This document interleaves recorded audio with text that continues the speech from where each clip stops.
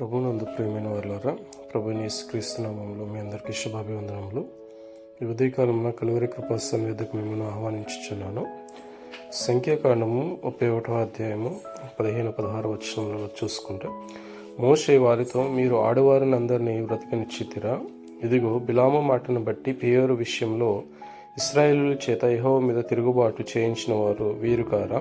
అందుచేత యెహోవా సమాజంలో తెగులు పుట్టిండెను అని చెప్పగా, ఎందుకనంటే దేవుడైన యెహోవా మిద్యానీయులు ఇశ్రాయేలుకు చేసిన హింసకు ప్రతిహింసను చేయండి, వారందరినీ సంహరించండి మోషే ద్వారా చెప్పినప్పుడు వారు సంపూర్ణముగా ఆ పనిని చేయకుండా ఆడవారిని అందరినీ బ్రతికినిచ్చినట్లుగా చూస్తున్నారు. అది దేవునికి వ్యతిరేకమైన కార్యం కాబట్టి దేవుడు ఇశ్రాయేలులో తెగులు పుట్టించినట్లుగా చూస్తుంది. కాబట్టి మన దృష్టికి ఏది న్యాయమైనది, సత్యమైనది అనేది కాకుండా దేవుని దృష్టిలో ఏది న్యాయమైనది అనే విషయాన్ని మనము గ్రహించి ఆయన చెప్పిన మాట ప్రకారంగా చేయుటకు సిద్ధపడాలని ప్రభు పేరట మనం చేయొచ్చును.